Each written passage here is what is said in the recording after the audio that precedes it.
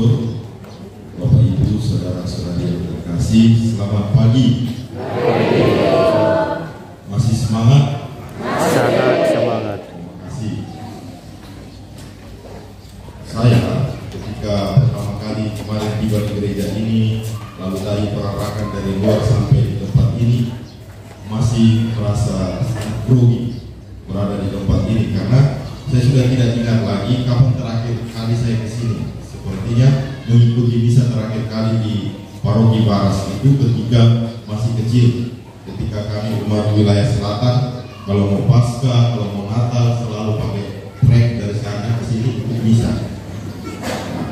Ketika suasana itu hilang, saya sangat jarang lagi ikut misa di sini dan pertama kali hadir di sini masa kecil saya dari tadi terbayang-bayang. Apalagi di belakang saya ini ada pastor paroki, ada pastor Kosmas, ada pastor Agus, dan para pastor yang lain.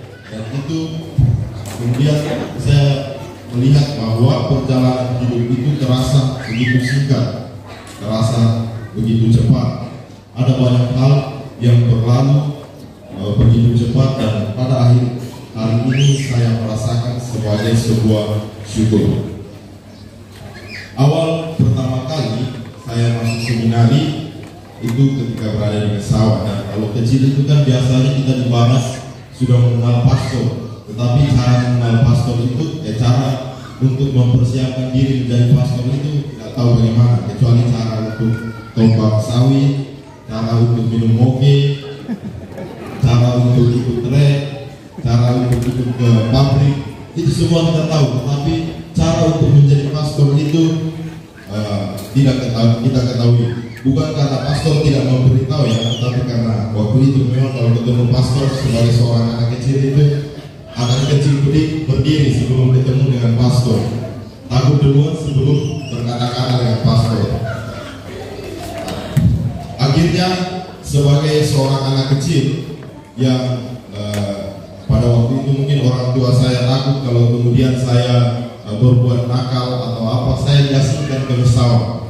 Jadi sejak tamat SD, orang tua saya sudah mengasingkan saya di asrama Mesawa, dan di sanalah saya mengenal kehidupan para pastor secara lebih dekat, dan terlebih khusus saya bangga bahwa hari ini ada Pastor Samuel, Pastor Agus juga, kemudian memberikan gambaran imam yang sangat menarik, imam yang mau berjuang melayani dengan penuh cinta. Nah, itu saya sebagai seorang anak asrama dari tahun 3 tahun itu, saya kemudian melihat gambaran pastor yang sangat dekat, tinggal bersama kami, hadir menasihati kami, dan diajak pergi melayani. Disitulah benih panggilan saya mulai tumbuh dan saya ingin menjadi pastor. Ketika saya sampai di kelas 3, saya mengatakan kepada orang tua, saya ingin masuk seminari, dan syukurlah orang tua saya menyetujui. Saya kira mereka akan khawatir bahwa kemudian hari tidak ada cucu dari saya, tetapi ternyata tidak, mereka mendukung saya.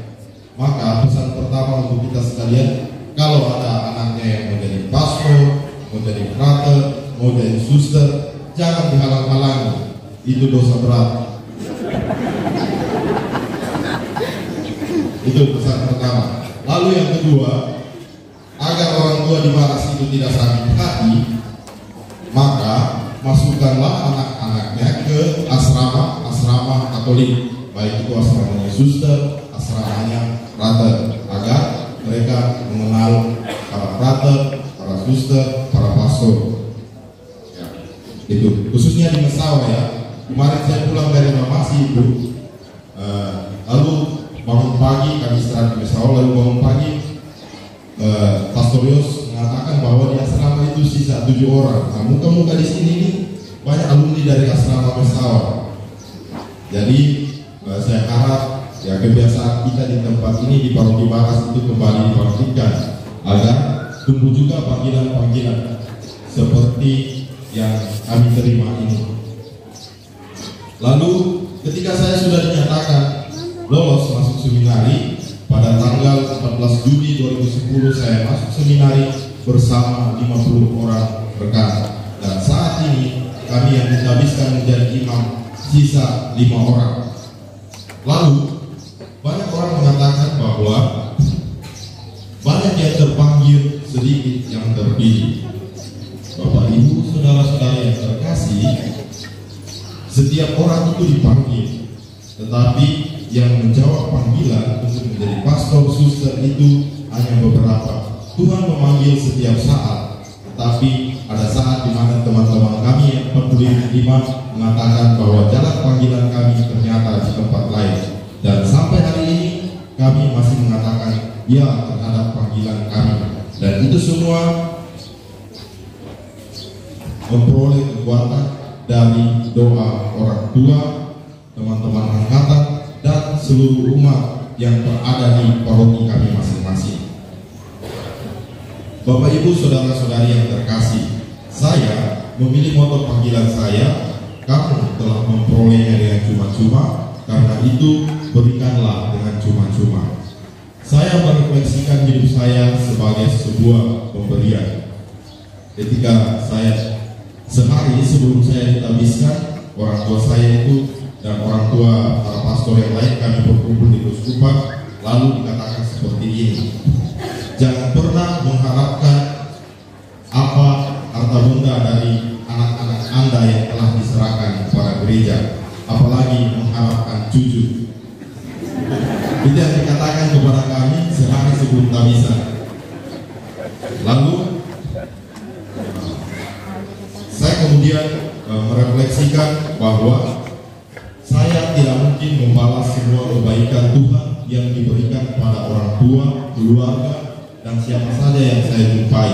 Tetapi dengan menjadi seorang imam, saya berharap bahwa hidup saya menjadi suatu pemberian yang berarti bagi kita semua. Saya berharap suatu saat nanti saya bisa hidup kudus dan juga meluruskan orang lain agar bersama-sama masuk surga bersama-sama, sehingga kita dapat berjumpa dengan Pastor Gion yang sejak kecil bercita-cita masuk surga. Dari antara kami berempat, kami berdua ini kulitnya agak hitam dan gelap, dan dua itu putih. Yang dua itu orang Toraja, lalu kami berdua yang agak gelap ini adalah suku Nano-Nano. Tidak tahu lagi apa sukunya. Saya bapak orang Timor dan mama orang Supiran, Toraja Barat.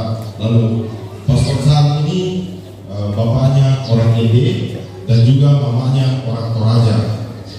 Maka akhirnya yang ingin saya katakan, apapun diri kita, ketika Tuhan memanggil kita dan berani menjawab ya terhadap pilihan kita, disitulah Tuhan akan memanggil kita, menggunakan kita untuk kehidupan yang lebih baik.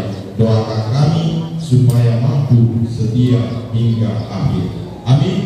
Amin. Amin.